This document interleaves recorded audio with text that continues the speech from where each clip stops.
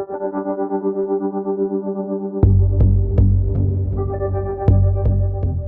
I felt the sonic wave, and it was terrifying. And I was thinking, if this doesn't stop, I'm going to die. Well, a little bit about myself. I'm a father of two girls. I'm an artist and starving artist currently, and Sasquatch tracker by profession, as I'm between jobs. But as a kid, I was a curious boy. Spent a lot of time alone. I'm kind of a natural born loner, if you will. I've always camped alone, having grown up with three sisters and my mom for the most part. Later in life, moved up to Michigan after having spent several parts of several summers here, living with my dad and vacationing up north. I love the state. I love everything about it. The watersheds, the gin clear waters. My artistic studio is called Stillwater Studio. It's sort of a reflection of my time alone on a big lake up in northern Michigan, one of the glacial lakes that we can boast here in Michigan.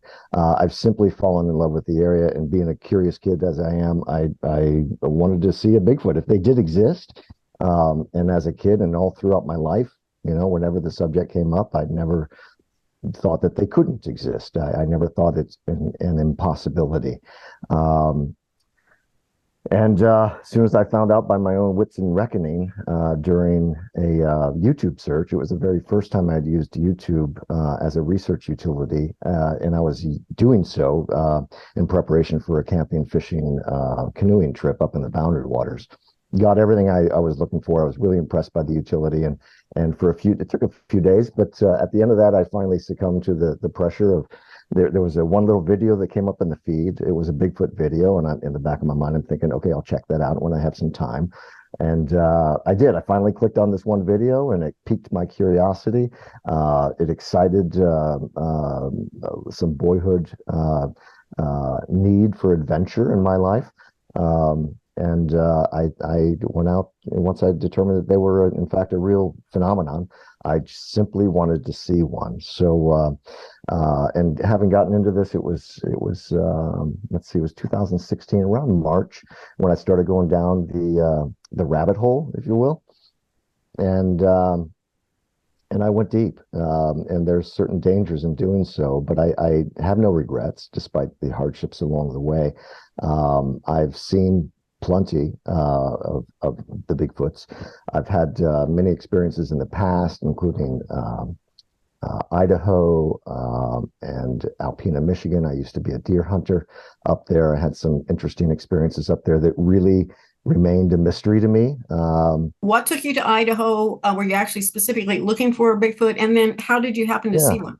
No, we were out camping with some friends. This is with my first wife, and went out to visit some friends. We love to camp and explore, and we did so along I don't know if it's the Salmon River, the tributary to the Salmon River, up near Stanley, Idaho. So we're simply camping, and one morning I heard someone run right through camp, and they were very audible, clearly a bipedal presence. I thought it was Mark. The other couple, I thought they're both athletes, and I thought someone was up early for a jog. I got up sometime after that and went on a little hike of my own, came back and through the morning chat asked who went on a morning jog, and nobody did. Nobody did. So something ran right through there. That's always remained with me as something that happened, something that I really hadn't an explanation for. And once I was going down the rabbit hole and investigating this phenomenon, that question was answered. It could only have been either another person, which it wasn't because it was still dark outside, and the sound of the footsteps were really audible. So having learned what I've learned going down this rabbit hole, I can only believe that was an encounter. And I was unwitting of it toward the time. And even before that, I was hunting before that in northern Michigan. we had I had one experience where I was with a buddy of mine. I was on the back of I think it was a three-wheeler at the time, back in the day when those were manufactured. And I was on the back. The exhaust was sort of coming up from the back, and my nose was tucked into my gaiter, and we were getting the hunting camp situated for the hunt, and it probably within a month of hunting. But I looked up from my rear view of sitting on the three-wheeler, and I saw a figure, just a very slender figure. It was all monochromatic. It was a dark color with green hues to it. So it was like I'd say a dark brown with a green hue, which is weird. Although I have heard it in the well over 1,000 eyewitness accounts that I've had. I've heard twice, 2 or 3 times, people witnessing a green sort of hue. So all I saw was the profile of a human. I thought it was the DNR officer. They had some scrapes with the DNR around that time. DNR was wrong, I would say, on those scrapes. But I thought perhaps someone was up there poking around, and they shouldn't be. And I just later brushed it off as, unexplainable. But now that was the first probably sighting I had. Another one I saw, I was hunting along a power line. It was on the edge of our host property. And I was probably about 80 yards, maybe 60, 80 yards away. There was a fallen tree over the opening, the shooting path. And I saw a head with 2 eyes in the middle of it, and there were no ears detectable. There were no horns detectable. It was just simply a mound over the log with two eyes looking at me, and I'm looking at it, and it was just a very curious kind of thing. And I don't know if I turned my head or whatever, but it was gone in a moment. I must have taken my eyes off it, and that was a curious thing. I was later asked, why didn't I shoot it? Well, I have a code. I did not know what it was, and I wasn't about to pull the trigger on something. Let's go back to this green hue figure. Because, specifically what you did see was a profile of what you thought was a human being, and then you saw, what made you think it was a Bigfoot then? Well, I didn't think about that until later, until I had gone down this rabbit hole and started investigating this phenomenon. So I'm convinced, given the uniformity of the color, it was topped up on head to toe. And it was not a ghillie suit. There was not a lot of threads, and you see someone in a ghillie suit running, you're going to see the ghillie suit quite clearly. But this was a well-defined profile with that color scheme. And head to toe. Yeah. And I don't know why the green, and I don't know all the specifics of just the few eyewitness accounts that I've heard before. But it's this very swampy land. A lot of duckweed, a lot of greenery out there. And in the swamp, if you live there, I imagine you'd wish to blend into it or in with it. I don't know. I'm only speculating. And how far away were you from this profile? That one was at least a soft 80 yards. We were going down a little 2-track, little service road down to a pond, and then the other hunting areas. And I just looked up, and that the width of that may have been, I don't know, 10, 12 feet. And it was just at the last moments before this figure went into the woods. So I looked up, I saw the figure on the edge, on the other side of the path, and before the foliage of the woods. And it was just that brief moment that I saw it. So when did you deliberately then become interested in doing, like Bigfoot actual intent research? 2016. March is when I really kind of went down the rabbit hole. And I was determined to see one. I just simply wanted to see one. And that's just started a really wonderful adventure in adventure in the woods, and adventure in meeting people, adventure in having people come across your path that you never thought possible. Like I can converse with Igor Burtsev, and local talent around here in Michigan. Bob Daigle is a name. Val Zavala is a name. And Val Zavala, he was one of the earliest Sasquatch Chronicles interviews that I had heard, and I was fascinated with it. Number one, because Val is former law enforcement, and it happened here in Michigan, and he's local. I've yet to meet Val personally. We've spoken a lot on the phone and enjoyed a podcast with one another. Let's hear about some of your research. What have you done since then? Okay, it's I think what I've gathered from the woods, and I've documented all my experiences. And in that light, I can say that it may be construed as research. I can honestly say I'm studying their language and their various vocal modalities. I've experienced them in person, and I've recorded a lot. What the Cliff Notes version of what I've done is I've, number one, realized that they are a real phenomenon, and I wanted to learn more because I'm fascinated. I wanted to learn more about them. So I don't know if it's fair to call me a tracker or not, but I've determined where they commune at night, and it's just not in northern Michigan. It's southern Michigan as well. Any of our watersheds I've discovered, even around suburban Detroit, you have Sasquatch wallows. And when you find these, and they're indicated not by the, most of what I see on the interweb, if you will, and what's published on Facebook and on YouTube, and designated as stick structures. I personally don't believe all of those are stick structures. I look for the actual teepees, the wigwams, the lean-tos, and I look for areas where there's not, well, if there's a singleton, I've had success in recording those singleton locations, but where you find a concentration of these, and doesn't have to be a high concentration, it could be a loosely distributed concentration of stick structures, but they do exist, even within suburban Detroit.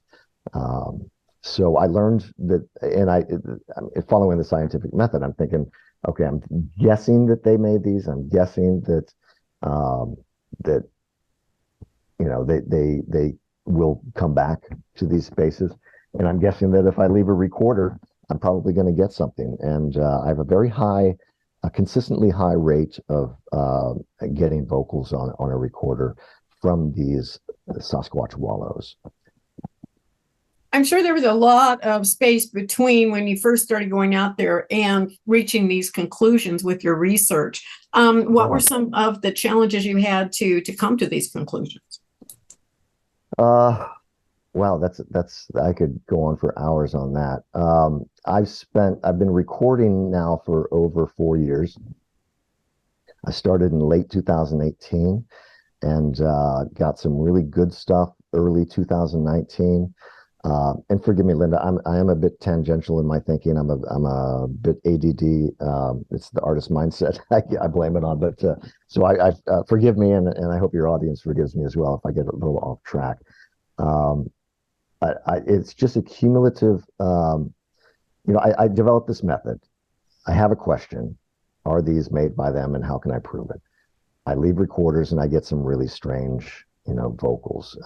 Some so strange that you're really left scratching your head. And I've listened to hundreds, well over 500 hours clearly, of these types of audio. I'm not going out and randomly placing recorders in the woods. I know a lot of people do that, but your success rate's going to be enhanced if you're in the practice of doing this. The success rate's going to be enhanced when you find actual structures, and you find them along our watersheds. It's watersheds, the teepee-like structures, and that's where you decide to leave a recorder, and that's where you get your most phenomenal recordings. Yes, correct. Yeah, and I consistently do it. So, you look at the scientific method. I think I've looked at it recently, and it's like, okay, I've got this concept. I'm testing it. I'm repeating what I'm doing. I repeatedly get the same results. Not always very rarely the same expressions, but I get vocals, and they have characteristics that are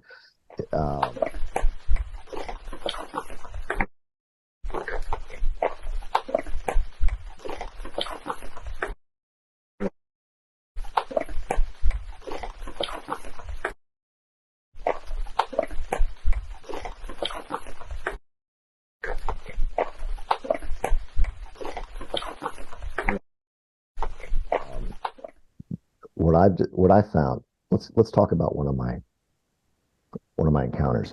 It happened on October 21st, 2019. I was going up for my usual trip. I usually go up late October and also early May for a camping trip. And I went up early because a friend's mother had passed, and I altered my trip and truncated it by a day. So I was only going to spend 3 nights. So it was a Monday night. It was raining. I'd set up my camp. I'm sitting under my tarp. I'm sipping out of this mug, my second beer, and I was going to go to bed.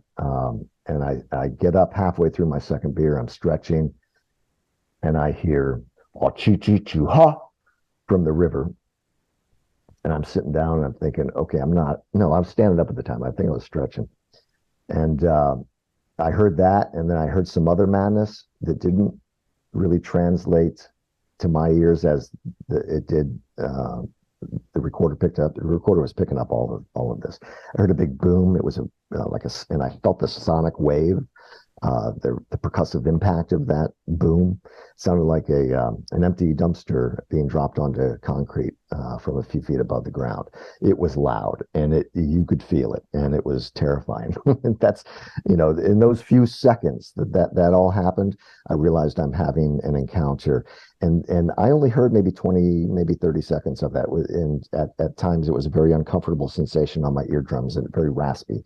I think I know what others feel when they say they've been zapped, because it did feel like an electrostatic sort of raspy presence on my tympanic membranes, right? So it was, and I was thinking, if this doesn't stop, I'm going to die. Never really hurt a lot, but it was very, very uncomfortable, and it was terrifying because it was something beyond my ability to understand, to digest in that very moment. And the recorder was going the whole time. So that all happened. Later that night, one or two, I have them doing their clicky clucky speech.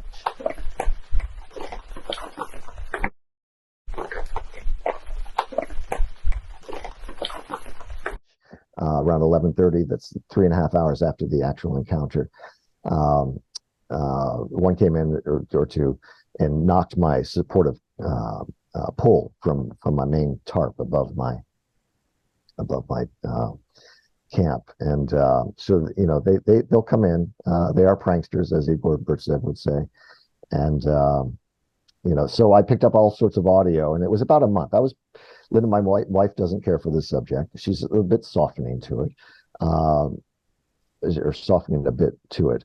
But I was messed up. I couldn't talk to anybody about it. Nobody in my family, not my wife, none of my friends, very few of my friends anyway. After a month, I decided my nerves had calmed somewhat. I decided to investigate the audio, and the audio revealed a lot that I did not hear that night. And I've published 10 minutes of that encounter. Anybody can listen to it. There are 2 versions of it. One is called In Their Midst, 10 minutes uninterrupted. And there's a further processed audio, further filter processed version called Michigan. No, it's In Their Midst, Warning, High Strangeness. But that's 10 minutes of other stuff. And I like to let people know that there are 2 versions of that audio, because one version does not reveal as much as the other. The other version reveals much, but also loses a little bit of the first version, in one's ability to detect that there are actual vocals there. So.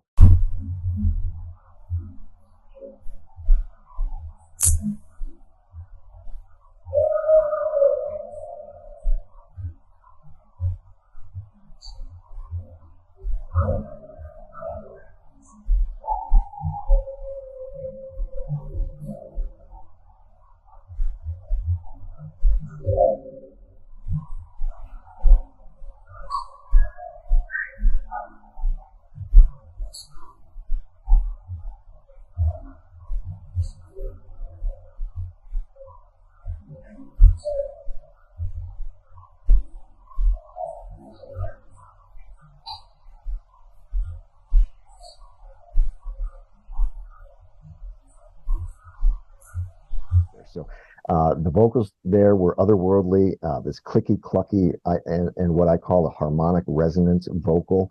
All of this was going on. 10 minutes of these audio captures. All of this was going on beyond my ability to hear it. Occasionally I could sense it at times, and I mentioned harmonic resonance. It's my own personal term about trying to describe this particular vocal modality. And I think that's what was at play when I had the zapping in my eardrums. Sometimes you could even sense like a slight percussions in the wind. I even say that in the encounter audio.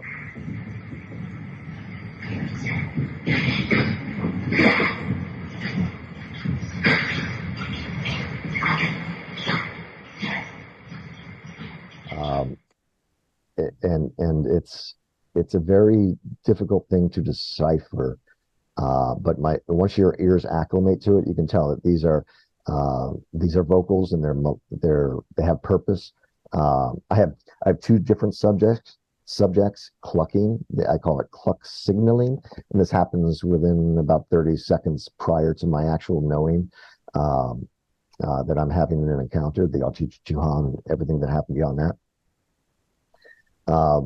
So, it's out there. And that, having listened to that audio and cleaned it up after a month, having been home and, been able to relax a little bit. Okay. I fell back into a pretty interesting mental state because I realized that, there are multiple vocal signatures out there that the audio recorder picked up.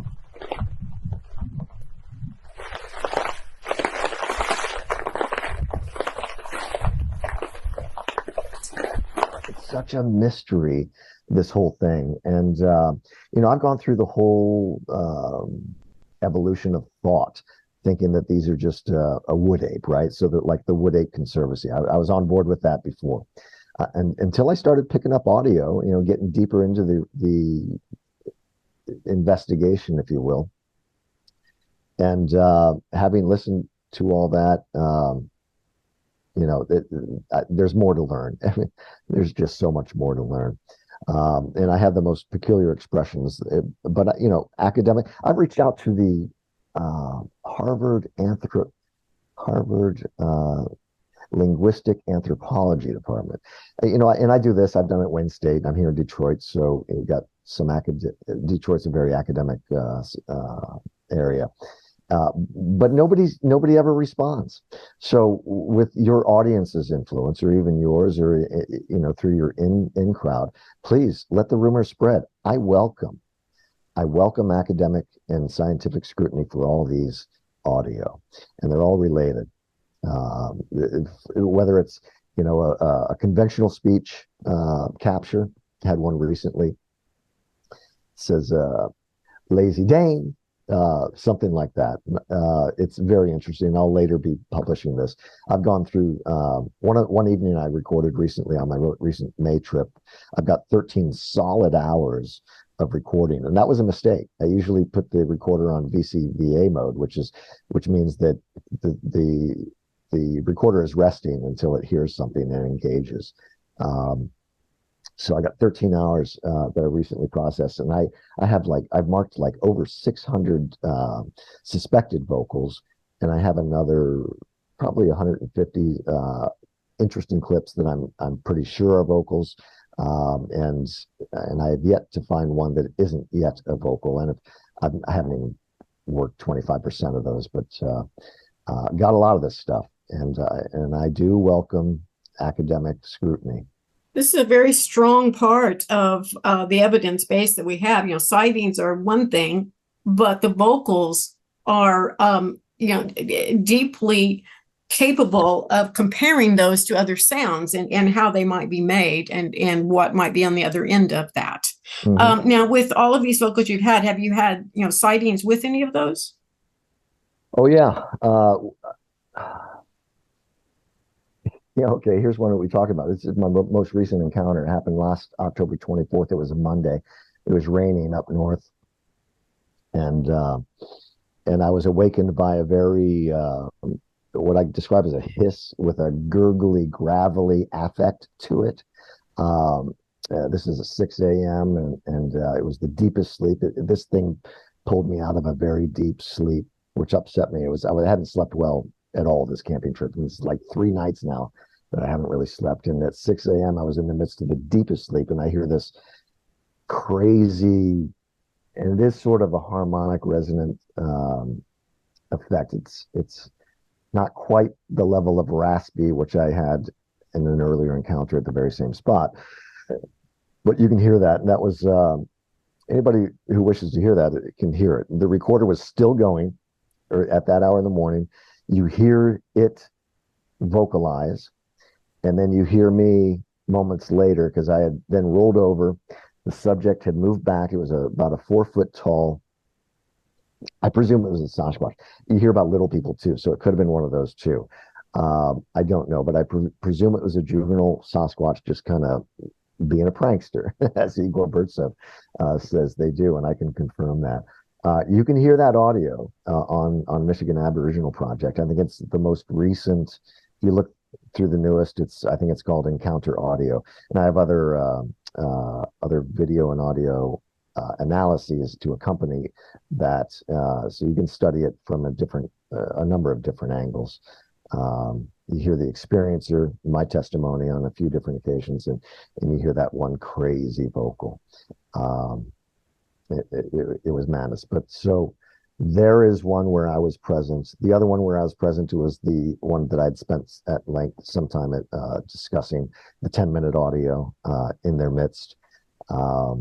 So there are 2 audio, Sasquatch audio, that you can listen to, and you can hear me in the background as well. So most of the audio that I have, I wasn't present because of my preferred methodology is to find out where they hang out rather than they visiting where I hang out. It's very interesting. How often do you take a recorder out, pick up the recorder, go out into the woods to see what's happening out there?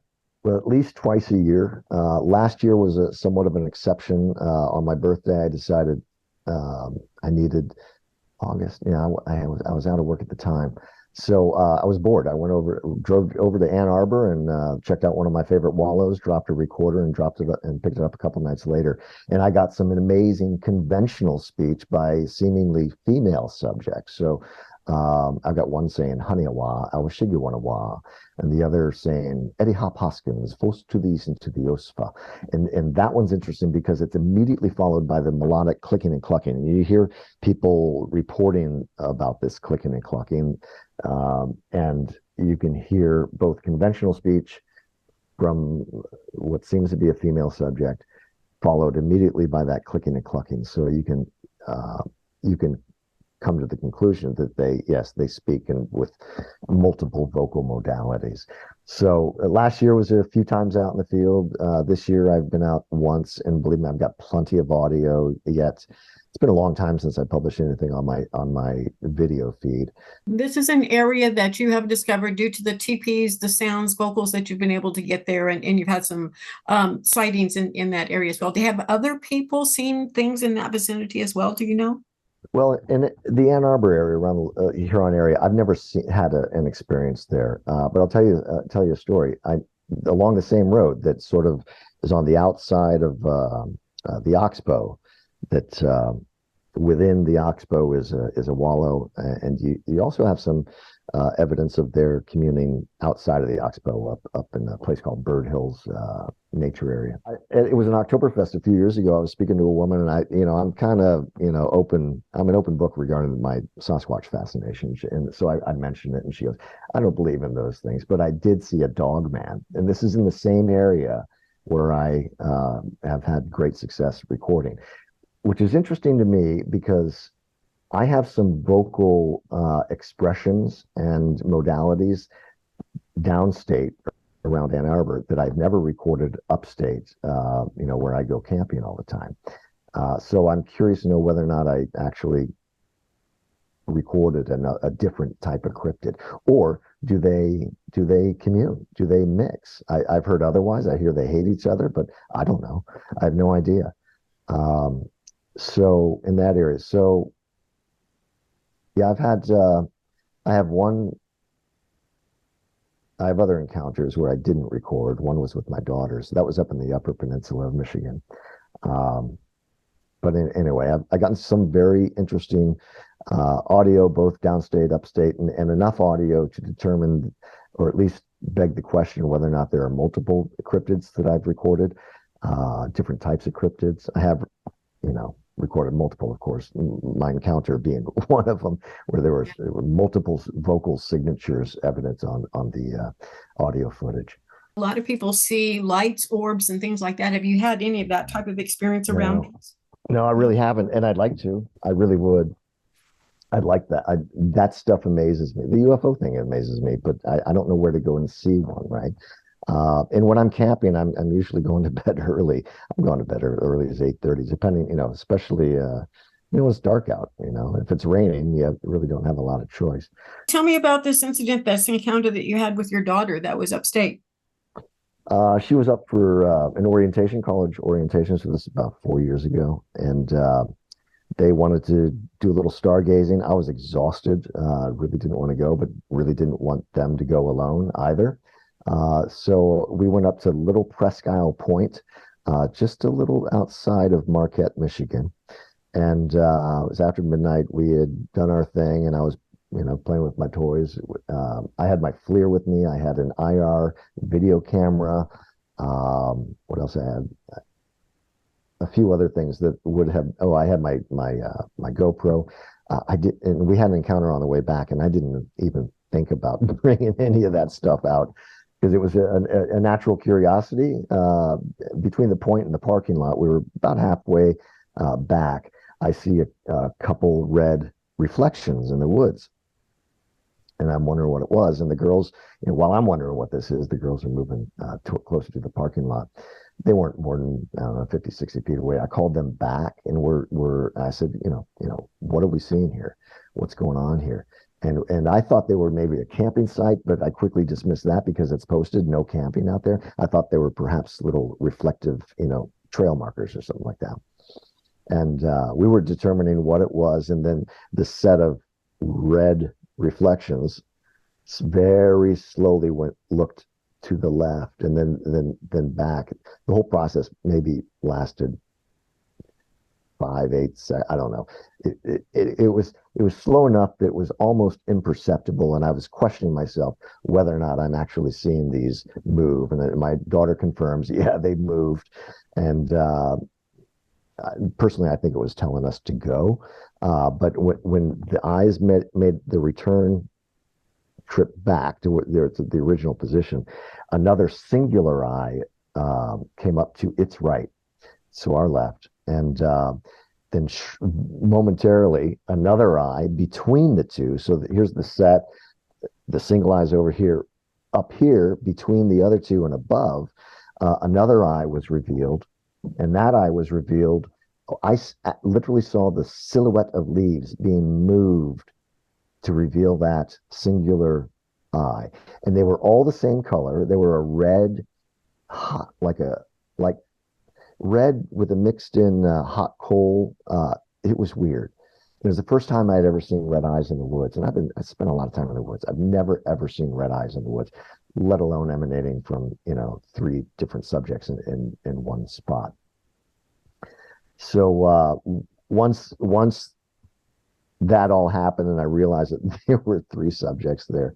I asked my daughters to stay with me, to do not run, and we were going to leave. I really do think that when that one individual did that, I think it was sort of saying, go, leave. And we did. And that was, I don't know, that was another 60, 80 feet to the parking lot. It was terrifying. It was absolutely terrifying. So with my two daughters, and one of them had a friend with them. So three young ladies. I got somebody else's daughter with me. And here I am responsible for all of them, not knowing what's going to happen next. In my mind, I was thinking red eyes, bad. And anyway, we were otherwise unmolested. It was we weren't affected by them at all. And as close as the others, like my encounter with multiple subjects, I never saw a thing that night. Never saw one. But I got plenty of audio. Got no audio from the Presque Isle Point incident. But I have some post. I think I posted it on the channel. Have you gone past the Michigan area to do any research to speak of? Yeah, my niece got married out in Vermont. So I went for we had a B&B, little farmhouse somewhere. And I went for a hike around the property and the surrounding properties. And I found some evidence. I couldn't test it by leaving a recorder or anything. But I did find some evidence of Sasquatch presence. And what was that evidence? There was sort of an inlet with a swampy area in either side of that. The other side of it was a hunting blind or a huge elaborate fort, and it had been destroyed. It was intentionally destroyed. On the other side, my side of this little bay, if you will, I found sort of a mimic with natural materials of that hunting platform and fort or whatever on the other side. They were very primitive. I found sticks vertically pushed into the ground, other rocks and rocks placed in the tree in very interesting, curious ways. So again, I couldn't verify that is actual Sasquatch activity, but I strongly suspect it is. And of course, my earlier vacation in Idaho and a few experiences up north. I grew up in southern Ohio, the southern ends of the glacial moraines, and beautiful down there, rivers and streams and hills. And lately, I've been poking around there and have found a lot of evidence. The telltale wigwams, teepees, lean-tos, that kind of thing. Those don't form naturally. No, they It has don't. to be No, something not. that creates those. Those are definitely not just a pile of sticks. Yeah, and I've seen some really strange stick formations in the woods. And truth is stranger than fiction. And nature, you can have a weather event that does some really crazy things. So and unless it's obvious to me, I move on. I don't spend too much time trying to decipher, how something was made, unless it's truly anomalous. I have a few of those on my channel. One is called Bent with Fascination, and it's a typical tree bend, and it's fastened to a stick with a piece of bark, and the terminal end of the stick goes into the ground. It's very interesting formulation, but it could not have been done. Correlated anything about why there would be a tree bend, a limb bent like that, or the teepees? What's the purpose in those? Have you correlated any information on that? I don't know. I can only speculate. Some people it says it goes toward water, but this is Michigan. There's water everywhere, so you can point any way you want.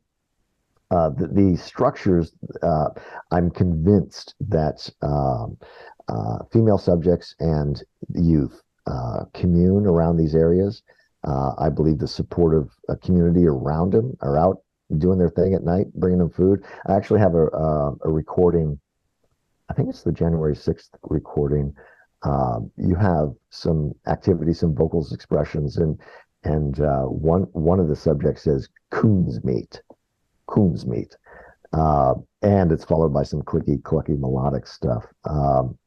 So I believe those places indicate where the forgive the expression, women and children, stay. I think, without them, their population will become extinct eventually. And I think, I don't know. I don't think they're at threat of becoming extinct. They've done well enough on their own without our intervention, without our protection, without our even realizing or officially recognizing their existence.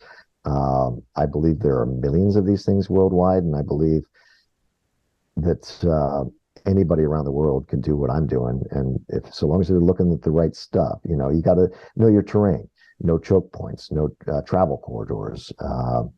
And in this particular wallow around Ann Arbor, there's a railway, there's a power line, and there's the river, and it's just a perfect little spot to as a crossroads.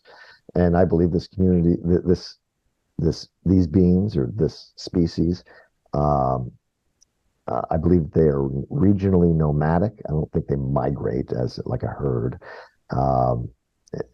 I think they're regionally nomadic, and it's helped me after all that I've listened to and learned and experienced to approach this subject as if they were a people, and I believe they are a people, because they're certainly not an animal that would migrate or do any other things that we might presuppose based on our education, experience, indoctrination, or what have you. Well, I think that's interesting that you do call them a people. I did an interview a short time ago with Thomas Seawood, and he was talking about that as well, and said he felt like that if they are discovered and admitted that they are actually real, that's going to be very difficult, because he thought they would become another tribe and we would have to deal with them as a people. What are your thoughts on that? I think he's right. I agree with him 100%. It's a big pill to swallow that these things exist in the first place. It's another pill to swallow to accept that they are a people, but they speak, and they are, I believe the totality of evidence clearly indicates that they are a people. I think the earliest documented references to them are not from Leif Erikson, the Great Viking, but from the Old Testament. There are people in Deuteronomy 2nd chapter, verse 20, referred to as the Zamzummim, and they only get one mention in the Bible. If you look at the origin of the word, or origin of their name, it's rooted in the word zimzum.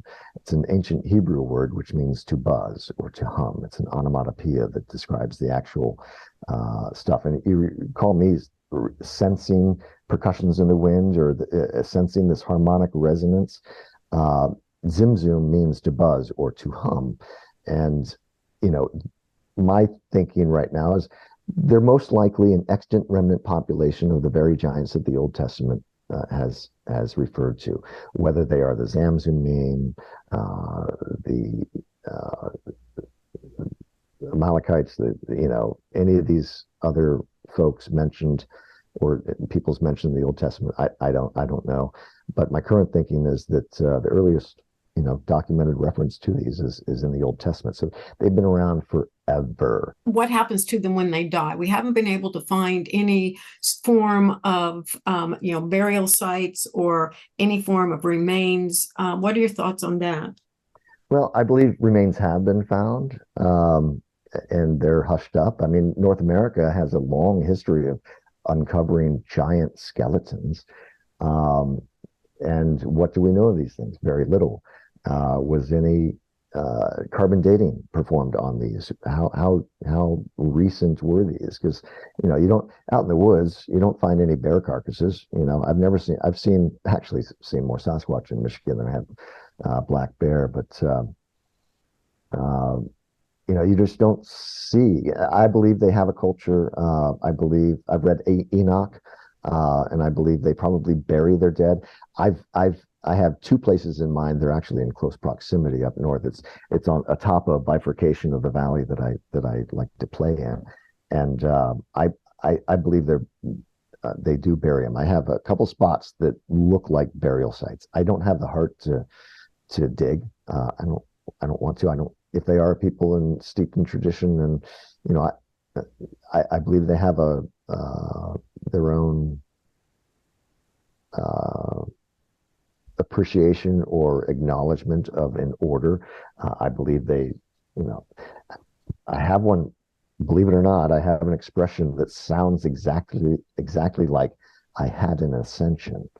Anybody wants to hear that? It's about 2/3 of the way through a publication of mine called Voices from the Depths of the Woods.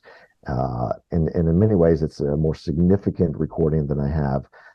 My encounter happened, the 10-minute published encounter happened 2 nights before that. It was the Voices from the Depths of the Woods that revealed some not only conventional speech, but also the concomitant clicking and melodic clicking and clucking. That helped me decipher exactly what I was listening to on the audio recording from the encounter 2 nights before that. So they speak, they know, very early on in that recording, you hear one saying helicopters. You got one saying kapika swa and ffafim sftif.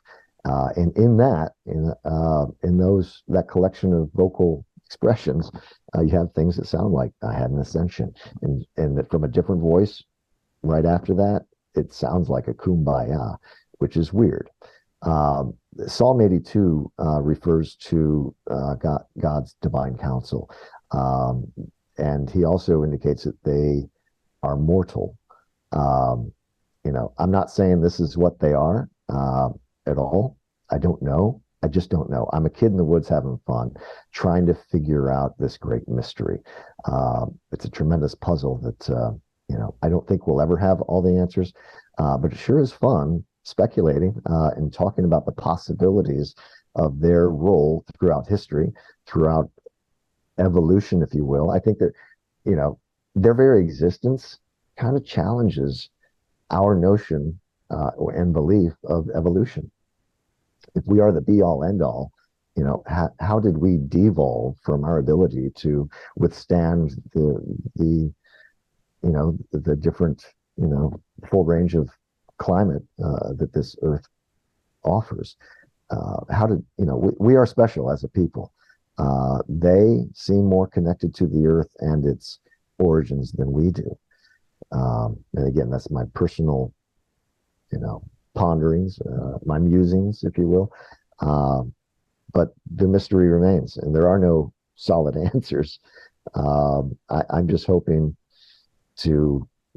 my main goal is to have fun in the woods, quite honestly. And I have yet to have that full daytime HD, shot where I'd love to be able to just observe one, not through audio, but with my own eyes out there. But that has yet to happen. What is your thought on these things being of kind of a mix between a physical creature part of the time and a spiritual creature other parts of the time, where they come and go from these different realms? Could be. I don't know. I know that Davy Crockett wrote about an encounter that was, if this did in fact happen, I believe it did. He was an honest Christian man, and he wrote to a family member, Abner, his brother-in-law, describing the situation. It appeared as if, from nowhere, and then it disappeared as if the mist off a frog pond in the morning. I don't know. I have not. The weirdest otherworldly stuff I've experienced has been, the audio, pretty much. Much of it I really can't explain. How can they carry on without me knowing that, those 10 minutes, you hear this weird vocal modality throughout the 10 minutes that I could never detect, really for certain, and having realized that, oh, this is what's going on. It's that they have a way of speaking within the din of the rain or the din of the wind. And that truly is a supernatural ability. We can whisper, but we can't speak in such a way that, that can be picked up on audio and not heard by a fellow, human being. I assume you have heard the Sierra sounds Oh yeah, recordings? yeah. And how does the language compare to that? It's different. It is different. And I have one recording that is very close to Ron Moorhead's work. And that recording is a 12-second clip. I probably sent it to you. Uh, I don't know if I sent you which version I sent to you, but I could play it for you briefly. It's um, it's just very bizarre. The backstory behind this recording that I'll just play briefly here Sure. is I was having breakfast up in the UP outside of Marquette, and the waitress said she saw one. And I said, tell me about it. She said, it wasn't far from here. And she told me where. So I went there. I think it was the next day I went there and started finding all the physical artifacts that I look for when I'm in the woods. The highest concentration of teepees, wigwams, and lean-tos that I've ever found, and some very unique structures. And you can see I went back later that afternoon to drop recorders, and I documented all of that. I document all my ingress and egress from dropping recorders and picking them up. This one, I dropped 2 recorders that night, and the very first recording that I got was this one. It's just 12 seconds. And this is the one that's very close to Ron Moorhead's Sierra Sounds. So you have a vocal expression similar to the Sierra Sounds, but you also have the other vocal modalities. You have the clicking, clucking, and a harmonic resonant. There are actually 3 subjects in that clip, and you can the audience can go check it out on my channel if they wish, and you'll see 3 separate vocal signatures in that clip. So I believe I believe there are different types of these creations. I believe they probably each have their own role. In some greater plan that I can't even begin to speculate on. But that same night that I got that recording, I got another recording that is actually terrifying. I recorded another big boom, and I was not present for this one, but it's the type of boom that you would feel if you were in the presence of its originator. And it goes on, and the subjects are barking, and toward the end of that clip, you hear a subject moving off into the distance as it barks or responds to a bark. There may even be two different subjects barking, but they have different vocals in that clip are revealed that are quite different from what I capture in the northern lower peninsula of Michigan, and that's separated by Lake Michigan, right? And a big bridge, and I'm certain there's never been a Bigfoot sighting on the Mackinac Bridge, but I believe there are different tribes, different, I don't know. That latest clip I referred to, it gets weird. The buzzing and humming that I mentioned, that I believe the Zamzumine people got their name from. That's also evident in that file. It's called the Hanzo file. If anybody wants to look that one up, HANSZO, and you have some terrifying, massive, voluminous vocals going on in that one, and I would never ever want to hear that stuff outside my tent, ever. Getting ready to wrap this up, James. Is there anything else that you want to say before we do? I work alone. I'm kind of tied into the community very loosely. I've been going up to the woods and doing my fishing and photography thing, artistic photography thing for years. I simply changed my where I was looking. I took my eyes off the stream and into the hills, and ever since it's been one of the greatest adventures of my life. It's a real life Planet of the Apes, if you will, and it's the most amazing journey in the world. I'm seeking answers. We all do it personally, and with regard to this subject, and I hope to somehow contribute to the acceptance of this phenomenon as being commonplace. They do exist. What we do with it is up to us.